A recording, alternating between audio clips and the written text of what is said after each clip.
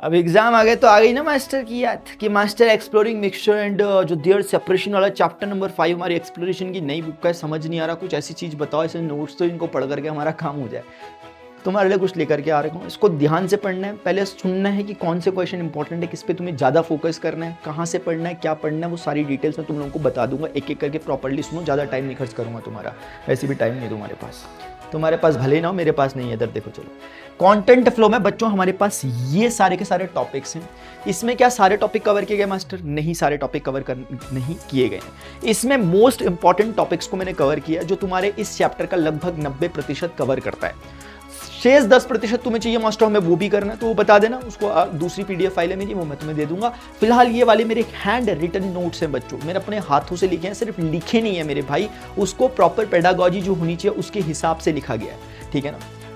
तुम्हारे उसमें क्वेश्चंस क्या आ सकते हैं इंपॉर्टेंट जो पूछे जाते हैं? भाई आ जाएगा मिक्सचर किसे कहते हैं, चल बता। 1 नंबर का क्वेश्चन, मिक्सचर को उसके टाइप के साथ बताओ। 2 नंबर के क्वेश्चन बन सकता है ये, 2 या 3 नंबर का, जहां पर तुम उसके टाइप्स डिस्कस करोगे, होमोजीनियस, हेटेरोजीनियस। सॉल्यूशन क्या होता है, क्या होमोजीनियस मिक्सचर ही सॉल्यूशन है कि नहीं, है पूछा जा सकता है। कॉन्सेंट्रेशन ऑफ सॉल्यूशन, उसके बाद solubility of substance, most important topic है। इसकी टेम्परेचर डिपेंडेंसी, वो मैंने आगे डिस्कस किया, लिखा नहीं है, वो भी इंपॉर्टेंट है कि भाई टेम्परेचर के साथ बताओ।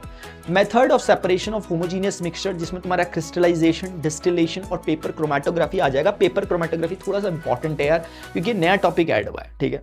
Method of separation of heterogeneous में तुम्हारे पास सब्लिमेशन आ जाएगा। डिपोजिशन किसे कहते हैं आ जाएगा, बोलेंगे भाई एक्सपेरिमेंटली बताओ कैसे होता है, ये चीजें कैसे कैसे वर्क करती है। सस्पेंशन क्या होता है, कोलॉइडल क्या होता है, ऐसी चीजें आप लोगों से पूछी जा सकती है। टिंडल इफेक्ट क्या होता है, ठीक है ना। हाँ, ये कुछ चीजें हैं, वो 2-4 टॉपिक मैंने इसमें ऐड नहीं करे, 2-3 टॉपिक ही हैं बस, वो मैंने तुम्हें पहले ही बता दिया।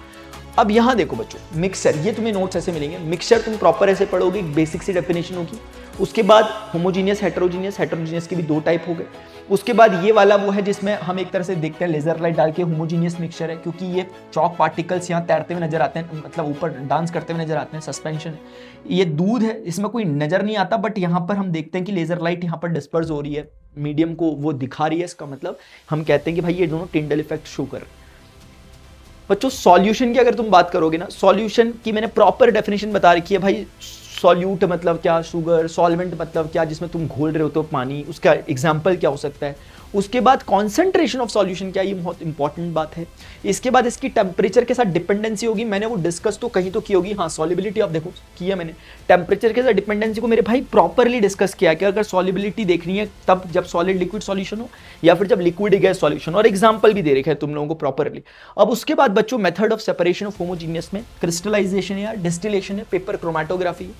इसमें सबसे इंपॉर्टेंट वैसे मैं बोलूं अगर तुम्हें ना, डिस्टिलेशन और पेपर क्रोमेटोग्राफी और क्रिस्टलाइजेशन, ये ऑर्डर होगा, सबसे ज्यादा चांस इसके हैं, फिर इसके हैं, फिर इसके हैं, ठीक है ना। तो अगर कवर तुम तीनों करोगे, क्रिस्टलाइजेशन प्रॉपर तरीके से देखना, एग्जांपल के साथ बताना, डिस्टिलेशन की डेफिनेशन यहाँ पे देखना, आराम से देखना, कोई नहीं होता डिस्टिलेशन में, 2 मिसिबल जो लिक्विड्स होते हैं उन्हें अलग किया जाता है, इनके बीच में बॉइलिंग पॉइंट का डिफरेंस कम से कम 25 डिग्री सेंटीग्रेड का होना चाहिए। क्रिस्टलाइजेशन तुम जानते हो यार, नमक को अलग करते हैं पानी से, उस टाइप का।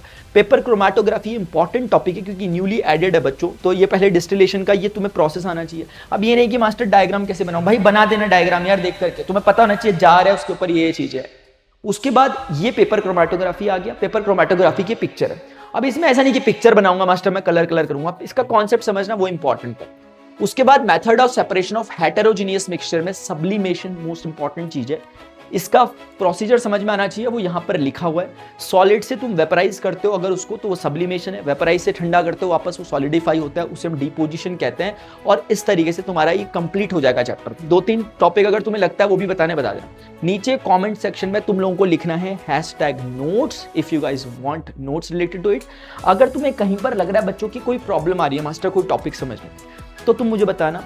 15 मिनट का काम ये है, अगर तुम वो 15 मिनट का वीडियो में अगर इसके साथ अटैच कर दूंगा, अगर तुम लोग बोलोगे तो उसमें इसी को एक्सप्लेन भी किया। अगर तुम्हें कहीं पे लगेगा ये स्लाइड समझ नहीं आ रही, उसका प्रॉपर एक्सप्लेनेशन भी देख लेना। एग्जैक्ट स्लाइड रहेगी, स्लाइड बदलेगी नहीं, तो तुम्हारा 15 मिनट में वो, और 15 मिनट में, आधे घंटे में तुम्हारा चैप्टर आराम से कवर हो जाएगा। समझ में आ गई बात? इतना ही मैं तुम लोगों को कर सकता था। मेक श्योर बच्चों की इस वीडियो में 500 लाइक्स अगर होते हैं तो जो भी ज्यादातर बच्चे कहेंगे जिस भी पर्टिकुलर चैप्टर के नोट्स के लिए, उस नोट्स को मैं तुम्हारे लिए अवेलेबल करवा दूंगा, ठीक है। नीचे #notes लिखना, और अगर तुम्हें वीडियो चाहिए होगा इससे रिलेटेड, इसी से काम चल जाएगा, ठीक है। वीडियो चाहिए होगा तो बता देना, मैं वो अटैच कर दूंगा। अभी के लिए इतना ही, मिलता है नेक्स्ट सेशन में। Till then goodbye, see take care, bye, love you all.